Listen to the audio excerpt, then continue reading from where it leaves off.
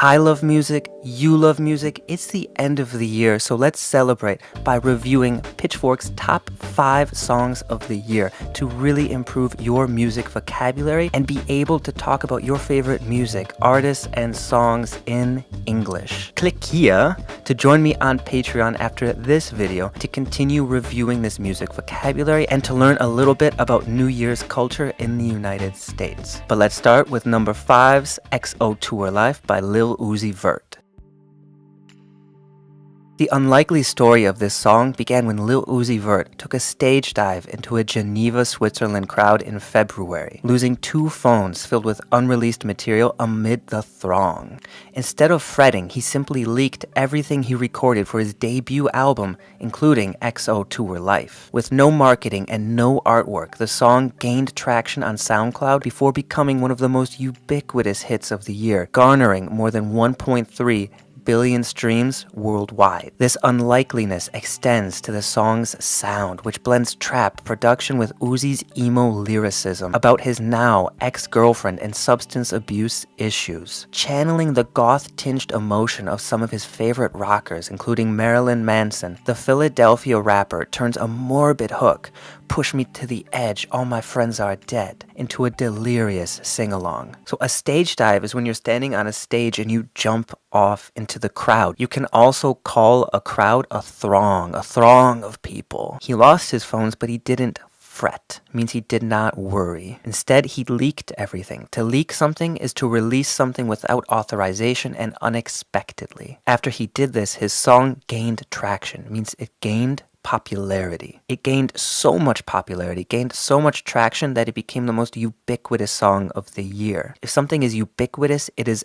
everywhere. It garnered more than 1.3 billion views. To garner something means to receive or collect something, almost always praise or attention. His music blends trap and some other genres. A genre is a type of music. Trap is a subgenre, means it's part of a genre but breaks into different categories. And trap specifically is a mix of hip-hop and dubstep. Lyricism is your ability to write lyrics, the words for the songs. And part of his lyrics talked about substance abuse. Substance abuse means addiction to illicit illegal drugs, narcotics. He blends trap with some goth-tinged sounds.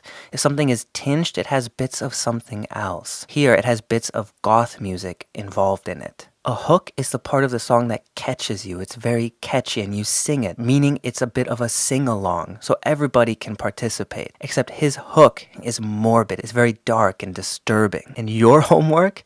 To write a review about these songs or your favorite artists or songs or albums. Number 4, SZA, Love Galore featuring Travis Scott.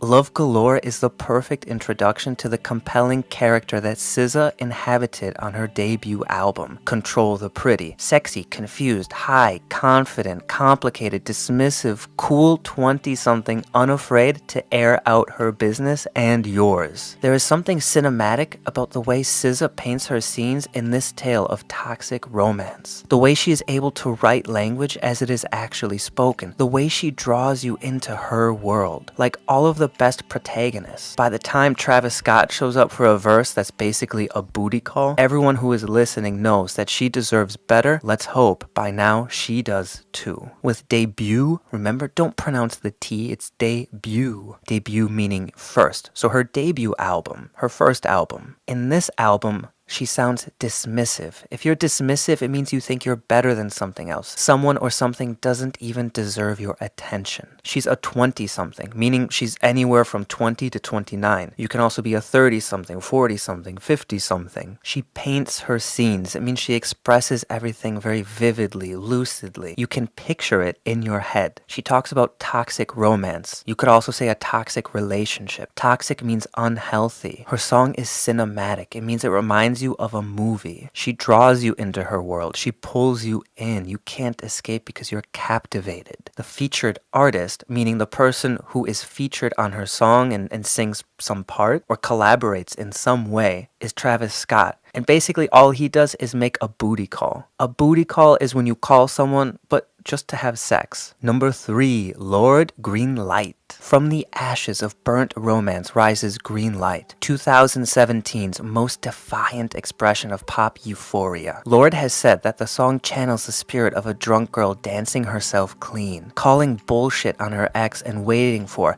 no, demanding a new reality. Like its spiritual and sonic predecessor, Robin's Dancing on My Own, Green Light demonstrates that emotional self-discovery does not follow a straight path, but yo-yos between extremes. While opening herself up to new sounds, the New Zealand singer jumps from whispered intimacies to ecstatic, explosive choruses that encourage denting the roof of your SUV while wearing a gown and Adidas superstars. It is an anthem of fluorescent catharsis that gave a dark year some much-needed brightness. Euphoria is an extreme state of happiness and excitement. And that's what she channels, that's what she creates, that's what she connects you with. To call bullshit on someone is to call someone's bluff. It means to expose them, to reveal how they really are, and to target their lies. You're lying. I'm calling bullshit on everything you say. I'm exposing your hypocrisy. They talk about her last album, which was the spiritual predecessor.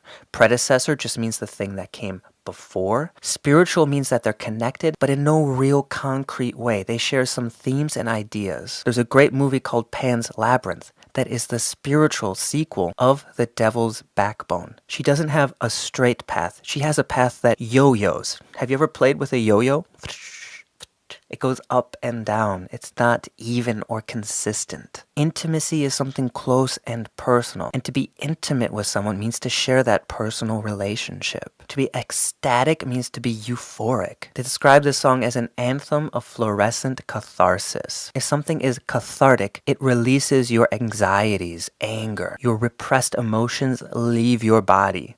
That's catharsis. Number 2, Kendrick Lamar, DNA. I'm going to disagree with this being number 2. I think Kendrick's best song from Damn was XXX. Check it out. On DNA, Kendrick Lamar dances breathlessly on the head of a pin, unwinding a single idea about origins, nature, nurture, and destiny. I got power, poison, pain, and joy inside my DNA, he declares in the first verse. This animating thought that we carry the seeds of our greatness and our undoing inside us at all times, that we are forever just one breath from our most exalted and debased behavior, runs like a vein of gold beneath Lamar's catalog, and he's never before drilled into it with the fierceness and precision of DNA. Over its escalating and spiritually replenishing 3 minutes, he doubles down and subdivides this notion so many times from so many angles that there is almost no interpretive work left for his listeners. He's lived the life, done the work, born in the beast, my expertise checked out in the 2nd grade, and we simply receive the story. We'll stop here with Lamar so we have time to finish with the number 1 song. To do something breathlessly means to do it very, extremely easily. And if something unwinds, it means it opens. An animating thought means that it's very animated, very descriptive. You can picture it. If something is exalted, it is placed in a very high position. It's renowned and glorified. The opposite is to be debased. It means something very low, pathetic, disgusting, dirty. When we talk about musicians, their catalog is their discography. It's their complete works, the entire collection of what they've created. While discussing this topic, Kendrick doubles down. It means he puts 100% of his energy. He is relentless. So relentless that this song cannot be interpretive. If something is interpretive, it means that people can decide what it means. There's no clear definition. Not in this song. He says his expertise checked out in 2nd grade. When you check out, it means you leave, you quit, you're gone. But listen up, because it's time for number 1, Cardi B, Bodak Yellow. Cardi B is not just a rapper. She's everything we needed just when we needed it. And Bodak Yellow is not just the banger of the year. It's an unignorable antithesis to the political landscape built around xenophobia, racism, and sexism. The first solo female rap track to hit number 1 in nearly 20 years. It emboldened many of the people, especially women of color, who were marginalized for the very things that anchor the Afro-Latina star's impenetrable pride. It let them lift their middle finger a little higher and shout a little louder over the voices that wish them silent. All year long, Cardi B was a mesmerizing display of what it looks like to win without having to code switch or shrink. And Bodak Yellow was her blaring anthem of purpose. Alright, for time, we're gonna finish with this. If you want to read the full reviews of Lamar's and Cardi B's songs, the link is in the description. If something is the antithesis to something else, it's the opposite, the complete opposite, starkly different. To be emboldened means to feel empowered, encouraged to do something. The opposite is to feel marginalized, to feel like you're pushed to the margins, means to be pushed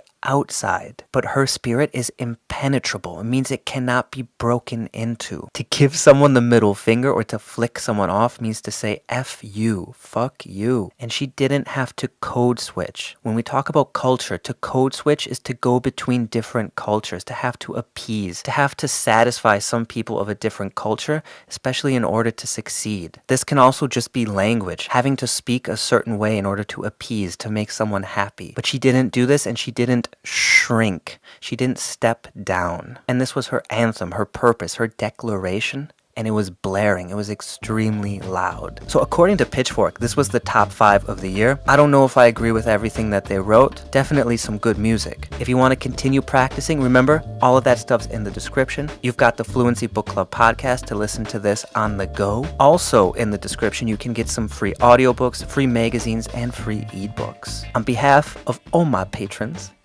like post-grad Nora, who's working her butt off to finish her studies and to improve her English. Keep it up, Nora. Keep it up, everybody. 2018, let's do it. What you doing here? Video's over, man.